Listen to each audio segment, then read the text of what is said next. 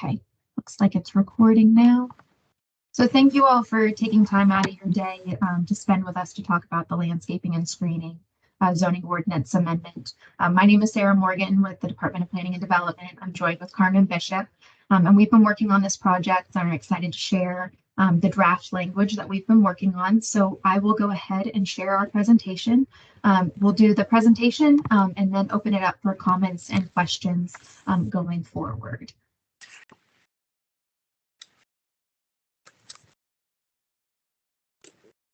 Okay, so this is an amendment to section 5108 of the zoning ordinance, which is our landscaping and screening provisions. And this has been a project that has been in the works since September of last year. We started to create our interagency work group and then started to talk about what we really wanted to do with this amendment and what issues were arising and elements that we needed to incorporate, which then led us to going out and getting some public feedback through our outreach process. That was October of last year and ran through March of this year. We also got feedback from our consultant on best practices, jurisdictional research, and helped guide us through some of the existing provisions and what we needed to amend through this project. We then developed the proposal in April and then presented it to both the board and the Planning Commission's land use committees in May.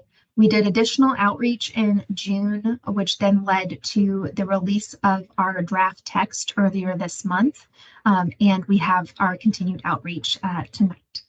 So moving into our proposed changes, currently the ordinance does require parking lot landscaping for parking lots that have 20 or more parking spaces. And through this amendment, we are looking at reducing that from 20 parking spaces to 10 spaces. And this will bring more parking lots into the fold of requiring parking lot landscaping. It will help with environmental impacts such as urban heat island effect, carbon sequestration, and also can be helpful by greening a site and making it more inviting for people to come and visit that development. When it comes to interior parking lot landscaping, we currently have the requirement of 5%, and we are looking to increase that to 10%, also helping with those environmental impacts that I mentioned before. We are looking at a spatial distribution requirement being established with this amendment. Currently, the ordinance just says that the landscaping needs to be dispersed to maximize the amount of shade provided to the vehicles in the lot. And we want to be more specific going forward. So we have proposed an average of 1 planting area for every 10 contiguous parking spaces. And then we also have specifically stated that surface parking lots are subject to interior parking lot landscaping, but we have separate requirements for parking structures, which I'll get to in a minute. Before moving forward, I do want to note the 2 exhibits shown here on the slide. They show 200 space parking lots. This is an example of an office that has 100,000 square feet of a gross floor area. And both of them use the parking reimagined parking rate for office.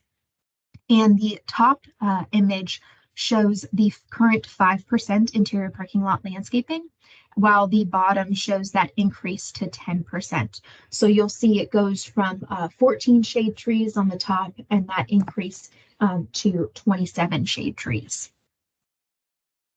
Now, for parking structures, they are currently subject to the interior parking lot landscaping requirements, which means that they have to provide that 5% interior parking lot landscaping. And they often have modifications approved so that they can apply the requirement to the base of the shade or of the parking structure. And that is because the shade trees don't thrive on top of the parking deck. It's not the most inviting environment for a tree to grow to the canopy that would then yield that shade that is needed.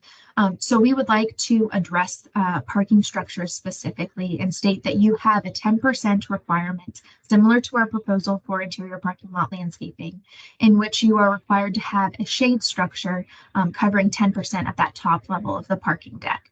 And this would be a canopy with vegetative roof, or a solar canopy. It does need to be permanent material, so it can't be temporary material like fabric. And we've made that specifically in the draft text. We are also looking at incentivizing the use of solar canopies. So if you provide the shade in solar canopies, you would get a reduction to 5% rather than that 10%. And that is something that we have incorporated with this amendment, along with the ability to use trees if you so wish to do so, but they would need to be provided on the top level of the parking deck. They could not be provided at the base like they currently are applied today. So we do want that shade to be provided on the top level, as we know they can have their own heat island effect issues as well. Some other parking lot landscaping items that we are addressing is lighting. And we are looking at establishing a distance of 15 feet between the light pole and the tree planting. This can help with safety and security in the parking lot so that the light from the light pole is not obstructed by any branches or leaves from the neighboring tree. And it also can help the tree planting so that the tree can grow properly and make sure it's in the right cycle of growth and not confused by the amount of light that it's receiving. With peripheral parking lot landscaping, we currently have for lots, parking lots that are abutting the right-of-way, that you have a landscaping strip that is 10 foot wide and one tree for every 40 feet. We are looking at reducing or increasing that, to one tree for every 30 feet. So you would have more trees provided on that right of way for that street. We are also looking at a requirement for shrubs to be located in that landscaping strip, and that will help with vehicle headlight glare from that parking lot. And for peripheral parking lot landscaping requirements for the parking lots that are not abutting any kind of right-of-way, those were previously taken out as a part of the ZMOD project, and a reference was made to the Public Facilities Manual. But for ease of readers finding the location of these requirements, we are looking at adding those back into the zoning ordinance and addressing them all in one area so that people don't have to hunt down what provision they are applicable to for their development and what document it's located in. Moving into transitional screening and barriers, you'll see we have an overview of the existing provisions on the left-hand side. Depending on which type of transitional screening you are, you have a different width requirement. So it could be 25, 35, or 50 feet. We do have 8 different barrier types currently. You'll see that there's different height requirements and then also material requirements based on whichever barrier type you are. And currently, the transitional screening and barrier requirements apply for uses that are located across the street.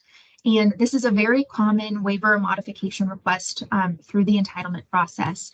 And it is something that we as staff have looked at and see that the street provides that physical separation that we're looking for incompatible land uses. So we are proposing to remove this requirement so that they do not have to provide transitional screening and barriers. But I do want to note that along the roadways, there still would be peripheral parking lot requirements, and there will also be street frontage requirements, which I'll get to later on in another slide. That's a new concept that we're introducing.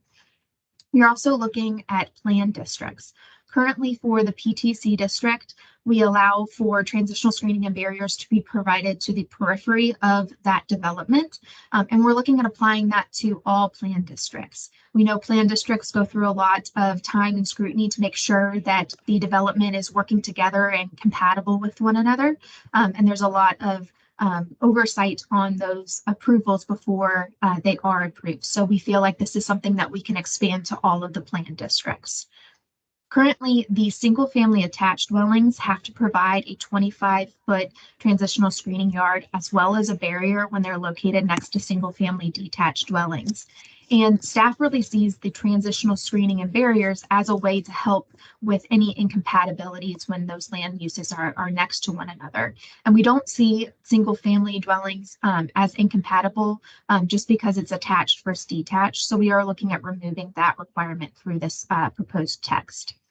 And the last item that I'll mention is that we are removing the chain link fence as a barrier option, as well as the variety of trees as a barrier option.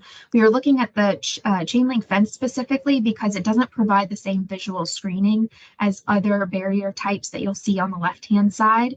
And then the variety of trees, that was a result of the redesign of the transitional screening and barriers table that I'll get to in a moment. And through that redesign, that was just a barrier type that we didn't end up using. So that is why it's proposed to be removed going forward. Now with the table, some of you may be familiar with this table. It addresses the requirements for transitional screening and barriers based on different use groups. There's 18 different groups, and some of those groupings are no longer suitable in our eyes.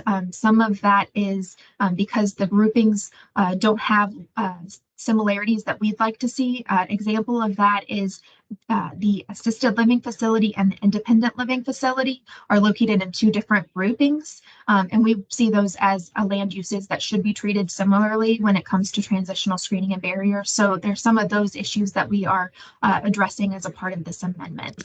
And the table is rather lengthy and challenging to navigate. This is only a portion of it. As you can see, it is 17 across of the different use groups, and then it also continues as you scroll down. We are looking at this table redesign. This is the table in its entirety, and it is in the draft text if you wish to look at it with finer detail on our website. But it is using the use classifications that are already defined in our use table within the ordinance. So each use has a use classification, and we have addressed it in this way where we have the use classification and then certain uses are called out specifically.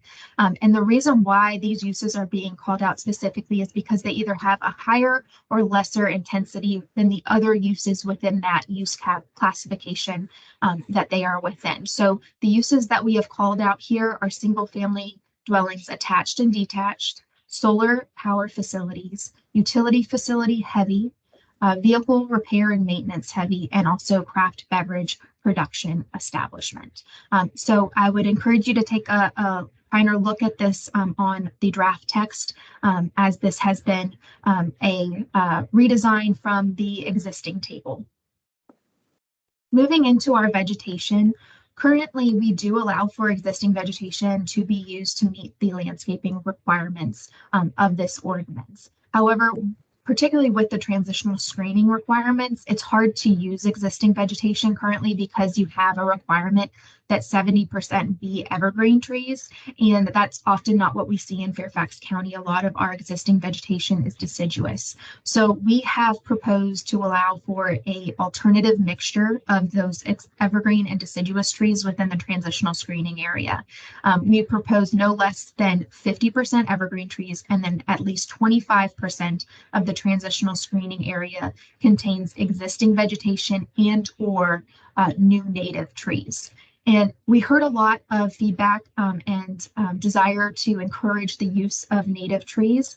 So we have stated that we will give preference to native trees at the time of tree selection, but we've also incorporated the term environmentally tolerant species. And that's something that's already mentioned in the public facilities manual. We heard a lot of people say that they wanted to retain the native species, but there were some people who said that they wanted to look at trees that were resilient when it comes to heavy flooding in the urban areas. And they also wanted to look at trees that could withstand high heat given the warming of our climate. So we wanted to incorporate both native and for climate resilient, environmentally tolerant trees going forward. So we have incorporated that as well.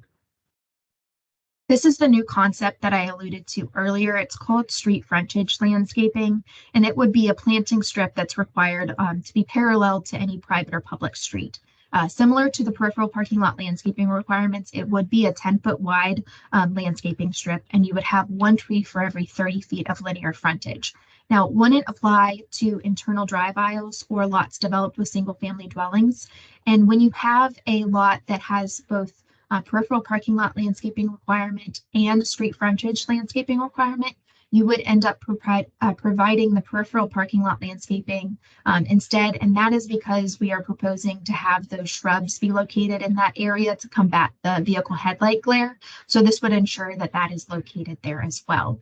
And the image shown here on the screen shows where you have not only street frontage landscaping required, but you also have street trees. So within the right of way on the right-hand side, you have the street itself, the street trees required by those guidelines, and the sidewalk. And as you move to the left, you're approaching the private property line, and that is where you have your street frontage landscaping strip.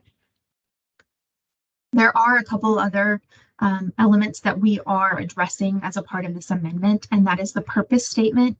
We are broadening that statement, addressing placemaking and mixed-use developments, as well as enhancing ecological, social, and recreational spaces. Another new concept that we are introducing is to require, to the extent practicable, to new utility easements be located outside of the required landscaping, except if they cross perpendicularly. And for waivers and modifications, some of the waivers and modifications for parking lot landscaping are throughout the ordinance, and we're trying to consolidate them into the same subsection with the transitional screening and barriers, as well as the street frontage landscaping. So we are consolidating all of those in the same area. So it's one stop if you are trying to figure out what waivers and modifications could be applied for. We are also revising those based on the proposed changes. Like I said, we're incorporating some elements of the street frontage landscaping, and we are clarifying who has the approving body authority to grant some of these waivers and modifications. So you'll see that clarification in the text as well. The last item that I'll mention of the other changes is in regards to the maintenance subsection. We are clarifying and addressing the improper pruning of landscaping and how that contributes to the healthy growth of the landscaping. Currently, we have some issues in shopping centers where people have improperly pruned the landscaping, and that has resulted in them not having enough shade for their interior parking lot landscaping. And that does occur in other areas, such as the transitional screening yard as well. So we are trying to make sure that we're addressing that moving forward. Now, our tentative schedule is for our outreach to continue this summer, and then we'll have board authorization as well as the Planning Commission public hearing in the fall of this year, and hopeful for a Board of Supervisors public hearing in the winter. Before I open it up for discussion, I do want to note our webpage for this amendment. It has the draft text located on it. It'll have the meeting recording at a later date, also linked on this page, and a list of upcoming and past meetings. When we have more of an idea of when we will be going to the board for authorization and the subsequent public hearings, those dates will also be posted to that website. So with that, I'm going to stop sharing my screen and open it up to any comments and questions that you all may have. And so, Sarah, there were a few questions already posted in the chat, but we have a pretty small group. So I'm wondering if those folks would like to go ahead and maybe ask their questions. So the first one came from Elaine, and Elaine, you had asked if the density, and this would be referring to like along the peripheral parking lot landscaping, and then we have the same ratio for the street frontage landscaping. So we have proposed 1 tree per 30 feet. That's consistent with the urban design guidelines. But you had asked if it could be 1 tree for every 20 feet. I had put in the chat, I didn't know if you knew how it's measured. So there's not like tree with its canopy, and 30 feet in between. It's 30 feet measured to the center of the trunk. So then you really only have 15 feet for the branches for each tree to extend. So, these are shade trees and are intended to, have that kind of a canopy. So anyway, I will confess, we borrowed that from that, and it was recommended from the urban design guidelines, and it was recommended. Neither Sarah nor I are experts in landscaping, but so if you have additional questions on, that, we can absolutely, check with some other people. Our foresters have been very helpful through this process, so I'll give them a shout out. But I didn't know if you wanted to say anything more about the distance, or if that's okay. I was thinking, EQUAC filed a comment with you, I think, in early August. And I know that they were talking about how some jurisdictions have greater, because don't you in your comment talk about how you're increasing the density from 5 to 10%? Or you were For the interior parking lot landscaping, yes. Yes. That's a different measurement, and Right. EQUAC did recommend a higher percentage, and certainly the draft text is going to include a range. So when we get to the public hearing stage, if it wants to increase further than the 10%, that will be allowed. Well, I know they pointed to other jurisdictions having higher ratios, and we're all in favor of having more trees where it's feasible. And if there are good technical reasons not to do it, we'd love to understand them. Yeah. Well, I will tell you, we did reach out to, and Sarah, jump in if I'm not capturing all of this by any means. We did reach out to some other folks, including our consultant, LSG Landscape Architecture, to find out more about that when we got that comment, and also Clarion Associates, so both of them. And so you don't want, and we also got some exhibits prepared to help us as well. You don't want the parking lot to have to be that much larger in its overall dimension, because you've required too many interior islands, if it were, so there's kind of this balance of, we absolutely want more trees, but we don't want to expand the area of the parking lot, because then it's less pedestrian friendly. So you're kind of undermining any good that may be coming, for instance, from reducing unnecessarily large parking lots through the Parking Reimagined project. So we're very interested in placemaking and pedestrian access. And so we did look into that and did get some numbers crunched on how much bigger would the parking lot be if you had to increase it that much. And so that was our concern. And then also they only found one jurisdiction that had the 30%. And where was that, Sarah? Santa Monica? It was Sacramento, California. Sacramento. And yeah. So we have looked into that. So we will be discussing that going forward with the draft text about what our recommendation is, and then, as Carmen mentioned, what that advertised range is, so that if the board does see a need to increase it beyond what staff's recommendation is, that they would have that ability within the advertisement. Great, thank you. You're welcome.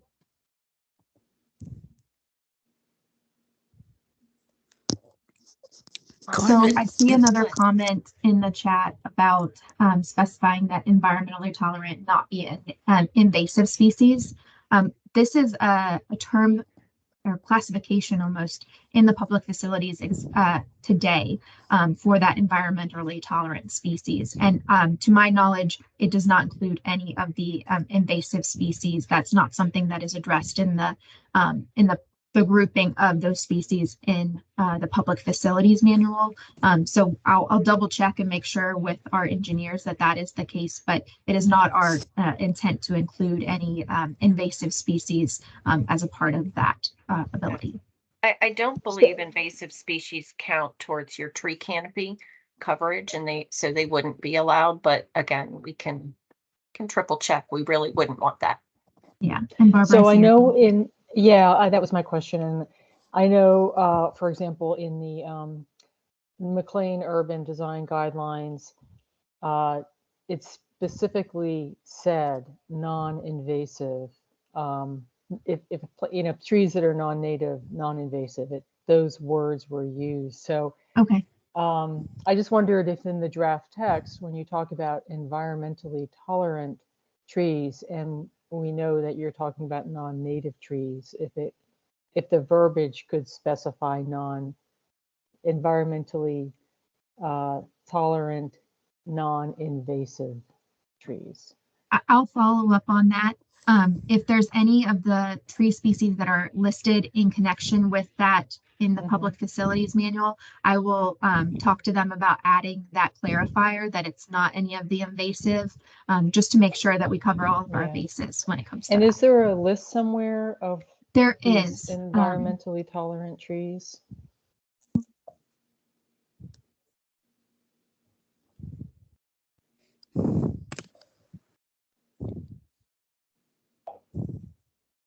I can put the link in the chat. Yeah, I but- think I'm fine. I assume, Sarah, you're looking also in the PFM. It's table 12.14.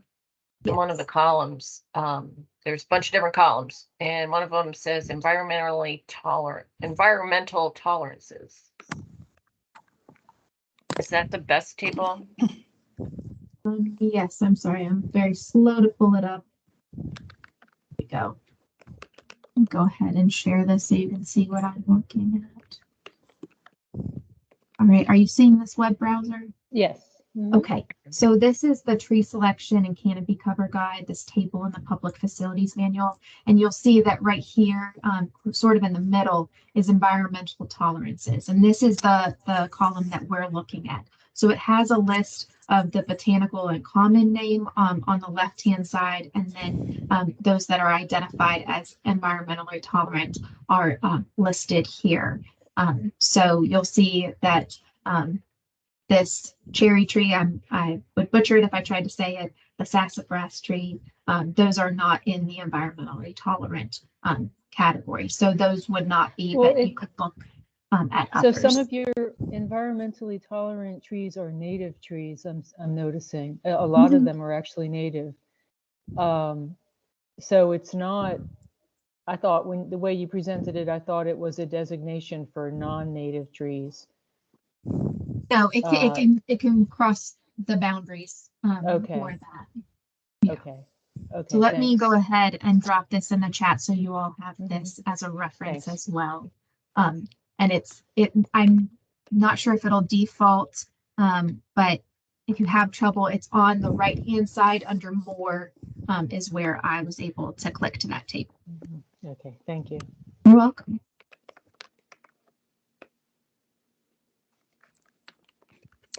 Let's see. The next question was from Elaine about why single-family developments exempt from the street frontage landscaping. And I think we're glad that you brought that up because we've heard that question, and so we definitely want to have a discussion about that.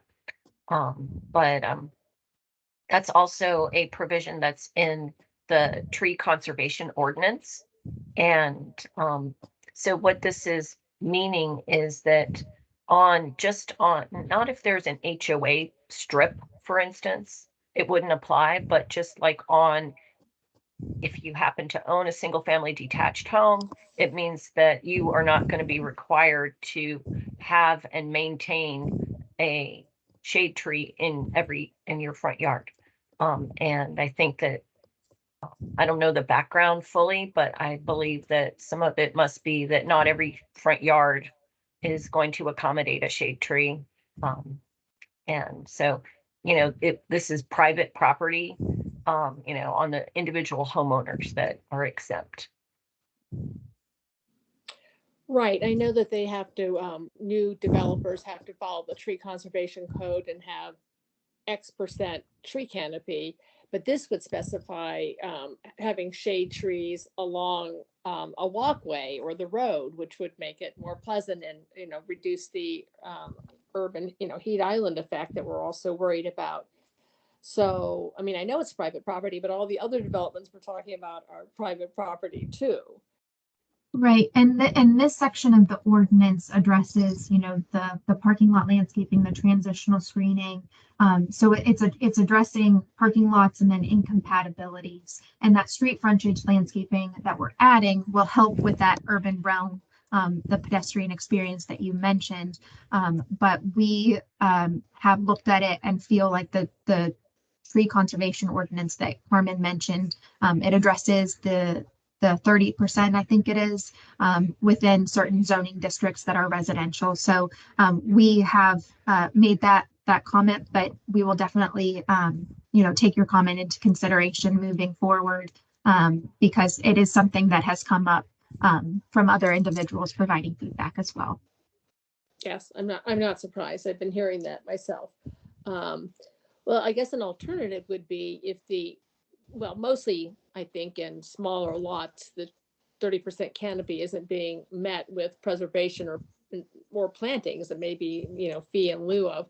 But I wonder whether the spacing requirements could, where feasible, provide for street canopy type stuff.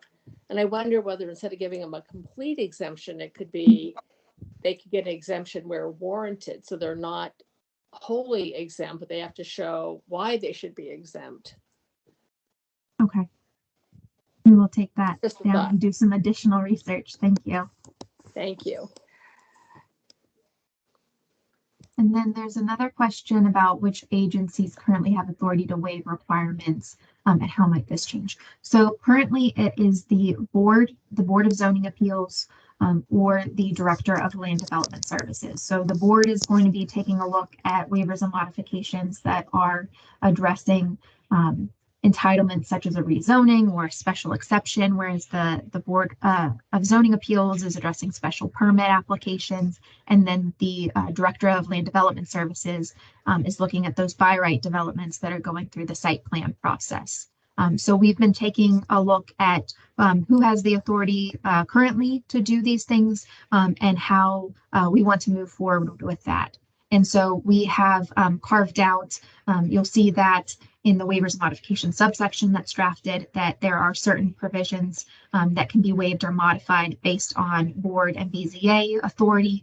And then there are certain provisions in, I think it's A and B. B is the Board of Zoning Appeals, or the director. So there's different authority that is granted to each of them. You'll see kind of a trend of what is subjective versus objective, and where that line is. So that is where that authority is.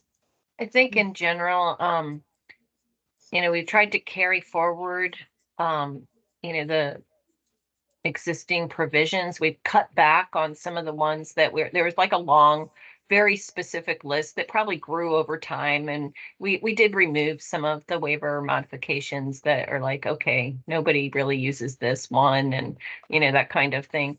And then also, we have taken a look at things to, and it's a general approach with the county that the permissions for modifications and waivers by the director that are administrative, they need to be more specific. So it has, this draft does pull back a bit from what previously the director of LDS was allowed to do.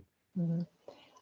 And a related question I have is, are these waivers and modifications made available to the public, and in particular, people who might be in the vicinity where they're being granted?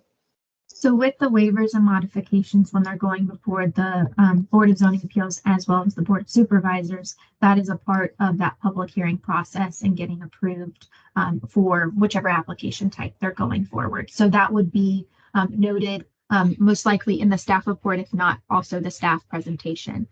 With the site plan, I would have to double check, but all of it is now through the Plus portal. So there has this, ability for the public to have more knowledge of what is being submitted for those kinds of applications. I don't know how specific there, I believe it may be a memo or a notation on the plan that notes where those waivers and modifications are being approved. But there's not a, public hearing process for site plans. So that's why we're trying to be very thoughtful in what the director gets versus what the board and BZA get, because there is that public process that is included with those applications. Thanks. Carmen, excuse me, this is Fran. I wasn't at the beginning of the meeting, so I may have missed some of this. But one of my concerns is that you have somebody giving authority for something where the neighbor isn't notified. That's what it sounds like. So And actually, that's, I mean, that concern is directly on point to some of the changes that we are proposing. That currently the zoning ordinance does allow, very subjective decisions to be made by the director. And so that's where, that's really being kind of curtailed, if you will. because that So is a concern. I mean, I can understand not having a public hearing, but I think there's a transparency issue and there's a courtesy issue sure. of notifying the neighbors that this is happening. The other question I have, there's a big piece of land that you're talking about next to the roadway that will have landscaping, and it looks great. But where is that land coming from? Is it the developer who will have to donate that land and plant those trees? Does the county have that land available today to do that kind of thing? How is Are you that going to talking about work? the street frontage landscaping? Yes, yes. So that would be on the private property that they would be required to provide. So it's the 10-foot wide landscaping. Currently, they are required to provide the transitional screening for uses that are located across the street. So that could be 25, 35, or 50 feet that they are required to have. And that's why it oftentimes gets waived or modified, because it does eat into that area that you have between the building and the front property line. So this would be a 10-foot wide area I'm, that they I'm would need to talking provide. about the piece from the street to the sidewalk. You showed a That's picture. Yeah, in that picture that's showing, sometimes that is required by urban design guidelines, and that might be negotiated during a rezoning to have a streetscape with that landscape amenity panel, it's usually referred to. So those don't exist everywhere. And so that was just an illustration to kind of show the difference, because sometimes people were getting confused between a street tree, which is what we usually refer to as those in the right of way. Versus what we're proposing, which is the street frontage landscaping, which is then back on the private property. So there's nothing about this zoning ordinance amendment which would require additional right-of-way dedication. Okay, so that land will most likely come from the developer. Is that correct? For the street frontage landscaping, yes, it would be Yeah, on that the private piece property. between the street and the sidewalk. That's the piece I'm talking about. That's outside of this amendment. That's the urban design guidelines that are already adopted. And that's, as Carmen mentioned, negotiated during that entitlement process of where those end up being. And that is in the right of way, but that is something that is separate from this amendment. Okay, so I suggest that you find a way to be clear with the pictures here, Okay, because sure. I love the picture, but I thought that was part of this. Thank you. Let's see, the next question, Sarah, I don't know if you're able to go back to the slide, if that would help, but the next question was about the solar panels. Oh,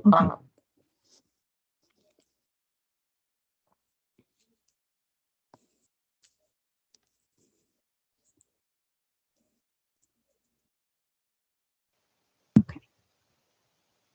And then actually then the follow one also relates to parking structures, because it's about how would trees be used on roofs to shade, as a shade. So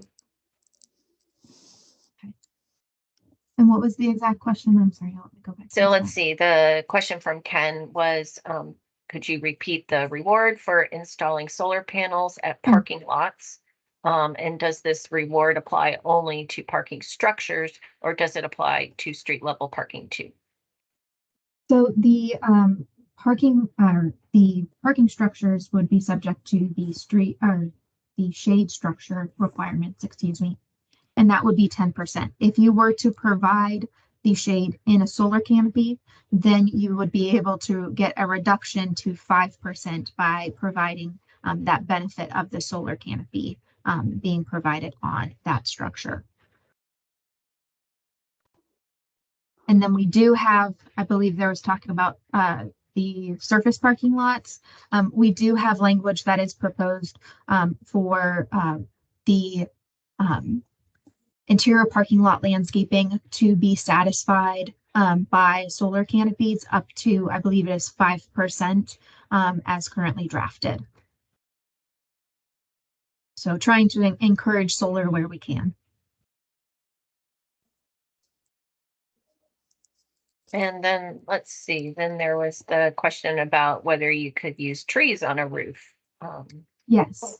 So we have incorporated that since our last proposal, knowing that there are some, engineering designs that would allow for a tree to be located up there and not have as hard of a time getting to that shade or that shade canopy that you need. But encouraging the use of the shade structures themselves as the base requirement, but you could provide that in trees if you so wish to do so. It would just need to be on the top of the parking deck rather than provided at the base like they do right now. We want to make sure that you're getting that shade provided to the cars that are parked up there. How do you measure building height in situations like that?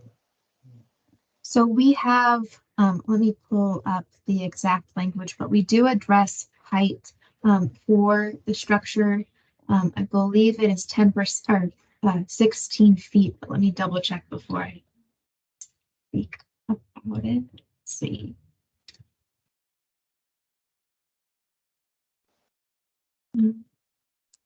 So shade structures that are required may exceed the maximum height requirement by up to 16 feet. And we looked at what a recent solar array that was provided on top of a parking deck. I believe it was for Capital One and their recent building. And that was being able to be keeping within that up to 16 feet if they did need to exceed that height requirement.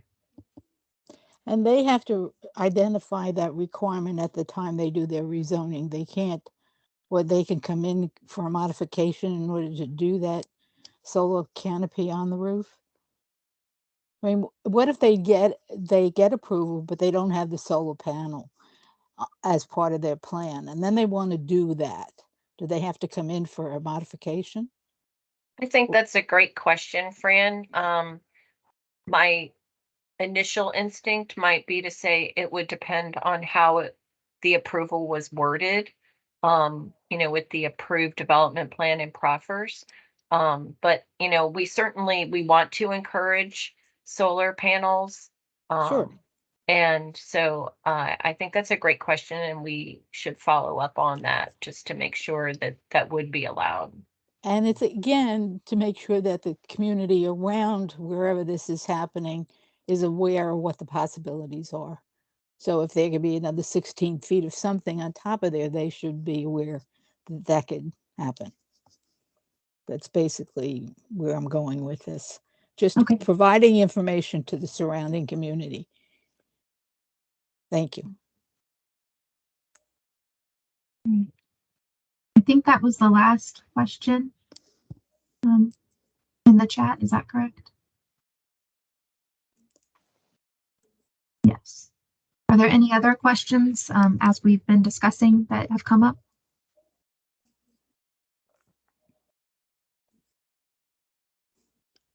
Okay. Well, I appreciate your all's time and this conversation is very helpful for us moving forward. As I mentioned earlier, we are hopeful for authorization in the fall of this year. And we'll be updating our website as more is evolving with this public process. So I think you'll have a great evening.